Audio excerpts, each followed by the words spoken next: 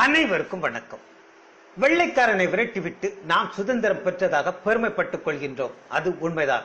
ஆயினும் வெள்ளைக்காரனால் நம் நாடு அடைந்த பயன்கள் எண்ணில் அடங்காதவை. அதை பற்றி இந்த வீடியோவில் நாம் பார்ப்போம். பிராமணனுக்கு மட்டுமே கல்வி கற்க உரிமை உண்டு எனவும், சத்திரியனுக்கு மட்டுமே நிலம் மற்றும் அரசனாக உரிமை உண்டு எனவும், வைசியனுக்கு மட்டுமே வியாபாரம் செய்ய உரிமை உண்டு எனவும், சூத்திரன் இவர்களுக்கு அடிமையாக இருந்து வேலை செய்ய வேண்டும் எனவும் இருந்த இந்து மனு தர்ம சட்டத்தை பிரிட்டிஷார்கள் ஏற்றுக்கொள்ளாமல், சட்டம் என்றால் அனைவரும் சமமாக இருக்க வேண்டும் என்ற அடிப்படையில் 1773ஆம் ஆண்டு பிரிட்டிஷ் அரசு சட்டத்தை எழுத தொடங்கியது. அதன் விளைவாக சத்திரியர்கள் மட்டுமே சொத்து வைத்துக் கொள்ள உரிமை இருந்ததை 1795ஆம் ஆண்டு அனைவரும் சொத்தை வாங்கிக் கொள்வதற்கான உரிமை வழங்கப்பட்டது. 1804இல் பெண் சிசு கொலை தடுப்புக்கான அரசாணை வெளியிடப்பட்டது. 1813இல் கொத்தடிமைகள் ஒழிப்பு சட்டம் கொண்டு வரப்பட்டது.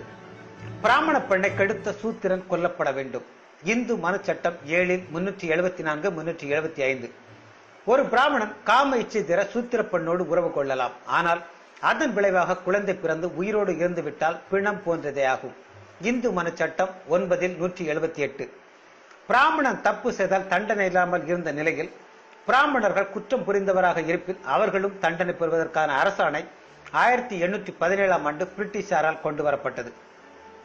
சூத்திரப்பெண் திருமணம் முடிந்த அன்றே பிராமணருக்கு பணிகள் பல செய்ய 7 நாட்கள் கோவிலில் இருக்க வேண்டும். அதை பிரிட்டிஷாரின் அரசாணையின் மூலம் 1819ஆம் ஆண்டு முடிவிற்கு வந்தது. பிராமணன் மட்டுமே கல்வி கற்க முடியும் என்ற நிலையில் இருந்த இந்து சட்டத்தை 1835ஆம் ஆண்டு லார்ட் மெக்காலேயின் சீரிய முயற்சியின் விளைவாக சூத்திரனும் கல்வி கற்கலாம் என்ற அரசாணை வெளியிடப்பட்டது. சூத்திரனுக்கு முதலில் பிறக்கின்ற ஆண் குழந்தையை கங்கா நதியில் தள்ளிவிட்டு கொல்ல வேண்டும் என்ற கங்கா தானத்தை 1835இல் பிரிட்டிஷாரின் அரசாணை முடிவிற்கு கொண்டு வந்தது. 1835ஆம் ஆண்டு சூத்திரர்கள் நாற்காலியில் உட்கார்வதற்கான அரசாணை கொண்டு வரப்பட்டது. 1868ஆம் ஆண்டு பிரிட்டிஷ் அரசாங்கம் இந்து மனு தர்ம சட்டத்தை தடை செய்ய உத்தரவு பிறப்பித்தது. கணவன் இறந்தால் அவன் மனைவி உடன்கட்டை ஏறும் சட்டத்திற்கு முற்றுப்புள்ளி வைத்ததும் பிரிட்டிஷ் அரசுதான். இந்தியாவை மட்டும் பிரிட்டிஷார்கள் ஆளவில்லை என்றால் சூத்திரர்களுக்கு கல்வி இல்லை. சூத்திரனின் அடிமை சங்கிலியை உடைத்த பிரிட்டிஷாரின் நற்பணிகளை நன்றியுடன் நினைவு கூறுவோம்.